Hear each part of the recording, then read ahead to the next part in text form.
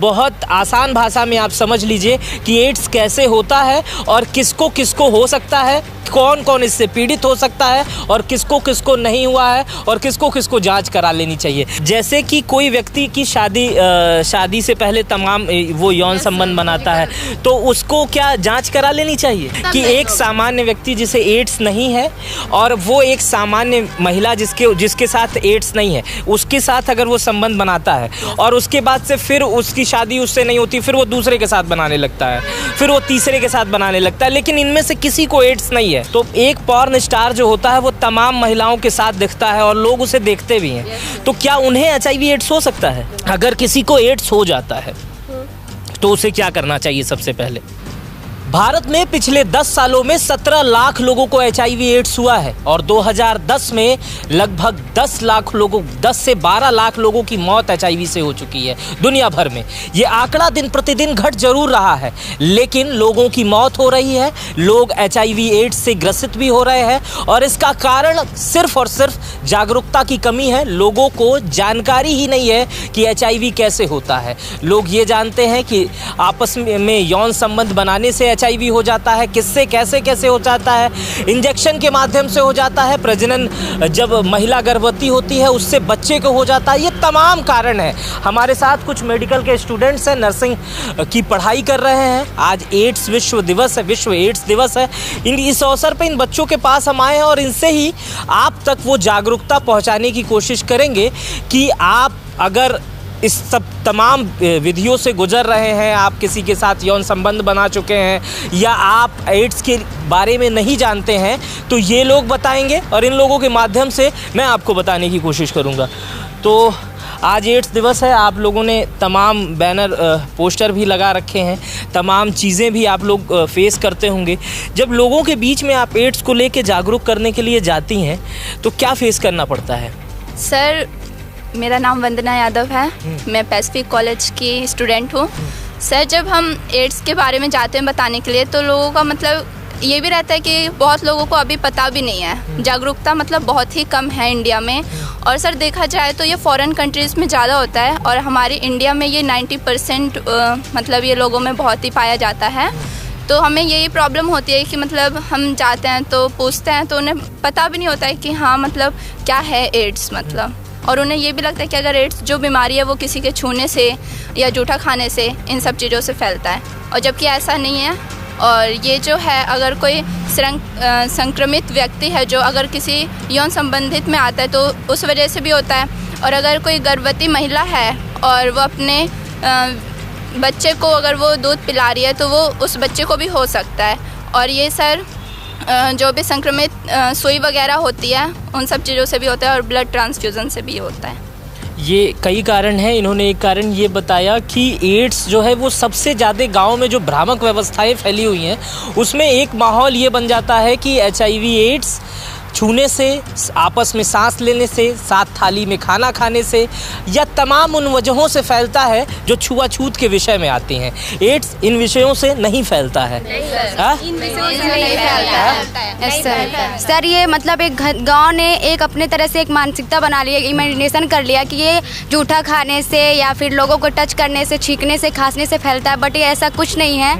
अगर इंसान मतलब कोई अदर पर्सन पहले फिजिकल हो चुका है फिर किसी दूसरे औरत के साथ हो रहा है या फिर वुमेन दूसरे ह्यूमन मतलब इंसान के साथ हो रही है तो वो इन सब चीज़ों से, या फिर ब्लड ट्रांसफ्यूज़न की कोई एड्स का पेशेंट है, एचआईवी पॉजिटिव है तो उसका ब्लड टेस्ट पहले होता है ना कि डॉक्टर बोलते हैं पहले ब्लड चेक कराओ, हो सकता है वो पेशेंट एचआईवी पॉजिटिव, अगर वो एचआईवी पॉजिटिव होता है तो अगर इन्फेक्टेड पर्सन नहीं है फिर भी उसको हो जाता है। तो ब्लड ट्रांसफ्यूज़न हुआ, इन्फेक्टेड नीडल होता है, सिरिंज होता है कि डॉक्टर्स कभी कभी लापरवाही कर देते हैं और एक इंजेक्शन लगाए फिर वही दूसरे पेशेंट को लगा दिए। तो इन सब चीज़, अगर वो एचआईवी पॉजिटिव है तो इन्हीं सब चीज़ों से फैल रहा है।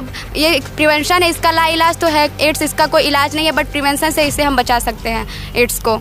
हम बहुत आसान भाषा में चाहेंगे क्योंकि जो जिन्हें जानकारी है वो अंग्रेजी और हिंदी के ठीक जानकार होते हैं, लेकिन बहुत हम आसान भाषा में आज एड्स के बारे में बताएंगे कि बहुत आसान भाषा में आप समझ लीजिए कि एड्स कैसे होता है और किसको किसको हो सकता है, कौन कौन इससे पीड़ित हो सकता है और किसको किसको नहीं हुआ है और किसको किसको जांच करा लेनी चाहिए। बिल्कुल आसान भाषा में हमें कोई समझा देगा? बिल्कुल नॉट मेडिकल, कोई भी टर्म्स नहीं यूज़ करने हैं क्योंकि जो इन सब मेडिकल टर्म्स को समझ सकते हैं वो गांव वाले एकदम नहीं समझ पाएंगे, वो भोजपुरी। तो बहुत आसान भाषा में हमें बताइए। सर, जो एड्स होता है वो एक वायरस, HIV वायरस से होता है। और सर ये तो ना किसी के छूने से होता है, ना ही किसी साथ खाना साथ में बैठ के खाने से होता है, ऐसा कुछ नहीं होता है। एड्स होता है जो मेनली इसके 3 कारण होते हैं। एक, असुरक्षित यौन संबंध, यानी कि जब भी कोई मतलब 2 व्यक्ति आपस में यौन संबंध बनाते हैं उस समय कोई भी प्रोटेक्शन यूज नहीं करते हैं। प्रोटेक्शन मतलब कॉन्डम हो गया, कॉन्डम हो गया, कॉन्ट्रासेप्टिक्स, जो भी अदर्स चीज वो यूज नहीं करते हैं, तब उनको HIV हो सकता है। ब्लड ट्रांसफ्यूजन, यानी कि अगर एक पर्सन को HIV है वो किसी अदर पहले इसे यौन संबंध पे ही चर्चा कर लेते हैं। जैसे कि कोई व्यक्ति की शादी से पहले तमाम वो यौन संबंध बनाता है, तो उसको क्या जांच करा लेनी चाहिए? यस सर, उसको पहले ब्लड टेस्ट में पता करवाना चाहिए कि वो HIV पॉजिटिव तो नहीं है। इससे ये बात क्लियर हो जाएगी कि वो HIV पॉजिटिव है। तो इससे सर उसके आगे के लिए ये बात सही रहेगी कि मतलब नेक्स्ट इंसान, अगले व्यक्ति को वो चीज़ ना हो। जैसे एक व्यक्ति कई महिलाओं के साथ यौन संबंध बनाता है, तो क्या वो कैसे एड्स में परिवर्तित हो जाता है? जैसे मान लीजिए एक व्यक्ति है, एक सब्जेक्ट है, और A और B, वो कई B, C, D, E, F, G, H, और बगैर किसी प्रोटेक्शन के, बगैर किसी कॉन्डम के साथ वो संबंध बनाता है, तो क्या उसे एड्स हो सकता है? यस सर, बिल्कुल हो सकता है, क्योंकि सर वो उसको खुद एड्स है और वो किसी दूसरे, नहीं, वो उसे एड्स नहीं है, वो साधारण व्यक्ति है। वो साधारण उस महिला को एड्स हो जिसके साथ, अगर वो महिला भी एड्स से पीड़ित ना हो तो सर तब चांसेस बहुत कम है, तब नहीं हो सकता। अगर सर दोनों में से एक व्यक्ति को होना, सामान्य व्यक्ति की बात कर रहा हूँ कि एक सामान्य व्यक्ति जिसे एड्स नहीं है और वो एक सामान्य महिला जिसके साथ एड्स नहीं है, उसके साथ अगर वो संबंध बनाता है और उसके बाद से फिर उसकी शादी उससे नहीं होती, फिर वो दूसरे के साथ बनाने लगता है, फिर वो तीसरे के साथ बनाने लगता है, लेकिन इनमें से किसी को एड्स नहीं है सर, तो उसको एड्स नहीं होगा। चांसेस बहुत ही रेयर कंडीशन में सर हो सकता है, लेकिन उसको HIV नहीं होगा। सर HIV सर उसी को होता है जिसको एक व्यक्ति को पहले से हुआ हो और फिर सर वो रिलेशन में दोबारा आते हैं, तब उसको होता है। शायद आप लोग को इसके विषय में जानकारी होगी, दुनिया भर में एक पॉर्न इंडस्ट्री चलती है जिसमें पॉर्न स्टार्स होते हैं, तमाम चीज़ें होते हैं। तो एक पॉर्न स्टार जो होता है वो तमाम महिलाओं के साथ दिखता है और लोग उसे देखते भी हैं। तो क्या उन्हें HIV एड्स हो सकता है? यस सर, हो सकता है, हो सकता है, हो सकता है। Yes sir. तो मतलब उन लोगों को भी सीखना चाहिए। और आप कुछ साधारण भाषा में बताएं दूसरा कारण जो महिलाओं जो प्रेगनेंसी के समय बच्चों से होता है। जैसे कि अगर जो महिला है वो गर्भवती है और वो HIV पॉजिटिव है, मतलब वो एड्स से पीड़ित है, अगर वो अपने बच्चे को अपना दूध पिलाती है, अपना दूध पिलाएगी तो बच्चे को हो सकता है। अगर बच्चा को दूध नहीं पिलाती है तो नहीं हो सकता है, क्योंकि जो हमारा जब बच्चे गर्भ में होते हैं तो वो अपने खुद से तो कुछ करते नहीं है, सब कुछ प्लेसेंटा करता है उनका, ऑक्सीजन, न्यूट्रिशन सब प्लेसेंटा देता है। तो जो प्लेसेंटा होता है वो बैरियर का काम करता है, तो जितने भी वायरस और बैक्टीरिया बाहर से हमको अटैक करते हैं तो वो थोड़ा आसान भाषा में ताकि गांव के लोग समझ सकें। तो मतलब जैसे बात गांव के लोग कहते हैं कि प्लेसेंटा, जैसे मान लीजिए कोई महिला है, गर्भवती है, तो और उन्हें ये पता ही नहीं है कि उन्हें HIV एड्स है, तो सबसे पहले क्या करना चाहिए? हर गर्भवती महिलाओं को क्या करना चाहिए, आप अपनी तरफ से बताइए। डॉक्टर उनको ये प्रिस्क्राइब करते हैं कि आप HIV की जांच करा लें। हाँ, किसी भी ऑपरेशन से पहले डॉक्टर उनको ये सलाह करते हैं, बिना HIV टेस्ट के कोई भी ऑपरेशन नहीं की जाती है। नहीं, ये आपने सही कहा कि बिना, ये तो एक फैसिलिटी हो गई कि जो महिलाएं अस्पताल तक पहुंची। भारत में अभी भी लगभग 25 से 30% महिलाओं का जो बच्चा होता है वो घर पे ही हो जाता है। समझ रहे हैं? उन महिलाओं के लिए मैं बात कर रहा हूँ कि जिन महिलाओं के बच्चे घर में पैदा हो जाते हैं, जिन महिलाओं के उनको वो कौन सी जांच करती हैं जिनको जो घर पे 4 औरतें ढक के बच्चा पैदा कर लेती, वो तो तुरंत दूध पिलाएंगी ना? नहीं, हाँ। इसके एड्स के सिम्टम्स भी होते हैं, हम लोग को अवेयर करना पड़ेगा लोग। एड्स के सिम्टम्स भी होते हैं। अगर आप उस टाइम बच्चे हो रहे हैं, अगर आपको कुछ भी सिम्टम्स दिख रहे हैं एड्स के, जैसे उस महिला को, जैसे जो एकदम जानकार महिला, वो क्या उसके लिए उसको कैसे पता चलेगा? मतलब जानकार एकदम कुछ नहीं पता है उसे, जैसे उसको कुछ नहीं पता है, लेकिन उसको ये तो पता है, सिम्टम्स आते हैं क्या उसको ये तो पता होगा कि मुझे बहुत दिनों से बुखार आ रहा है, बहुत दिनों से मुझे लूज लूज मोशन हो रहा है, मुझे भूख नहीं लग रहा है, मेरा वेट बहुत जल्दी से मतलब मैं दुबली पतली होती जा रही हूँ। तो कोई भी इंसान इन सारी चीज़ों को देखेगा कि एक साथ मेरे साथ बहुत सारे बदलाव हो रहे हैं, तो उसके दिमाग में ये बात चलनी चाहिए, इतना अवेयरनेस मतलब इतना जागरूक होना चाहिए कि जब मैं मतलब शारीरिक रूप से इतनी कमज़ोर होती जा रही हूँ, मतलब कोई ना कोई कारण तो है जो मुझे कमज़ोर कर रहा है, तो तुरंत डॉक्टर से सलाह करें और HIV की जांच करवाएं। तो इनके कहने का मुख्य मकसद ये था कि अगर आप ये वीडियो देख रहे हैं और आपके गांव के अगल बगल, चाहे वो आपका बर्तन मांजती हों, चाहे वो आपके खेत में काम करती हों, ऐसी तमाम महिलाओं से आप रूबरू होते होंगे जो महिलाएं दैनिक दिनचर्या में आपका हिस्सा तो ज़रूर होती हैं, लेकिन उनके होने वाले बच्चे या तो घर में हो जाते हैं या तो बहुत क्रिटिकल जैसी जगहों पे होते हैं। तो उन्हें ये बताएं कि अगर उन्हें बुखार है, लूज मोशन है, मतलब बुखार यानी सर दर्द, गर्म है, पेट की खराबी है, पेट में दिक्कत हो रही है और हमेशा वजन कम होता जा रहा है, तो उनको एक बार HIV की जांच करा दें और कोशिश करें कि उन्हें अगल बगल के सरकारी अस्पतालों में ले जाएं। तीसरा कारण एक कौन बताएगा हमें? संक्रमित सुई से। हाँ, संक्रमित सुई से कौन बताएगा?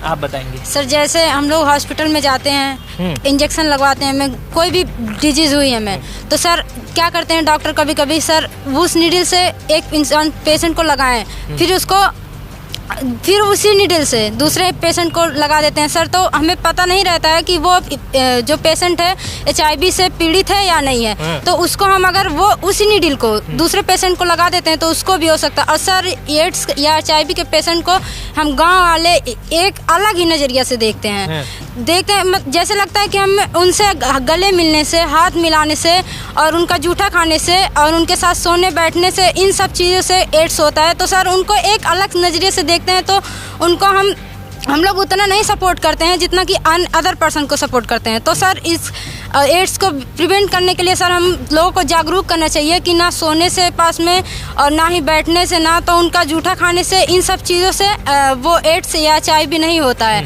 सर HIV एड्स जो होता है वो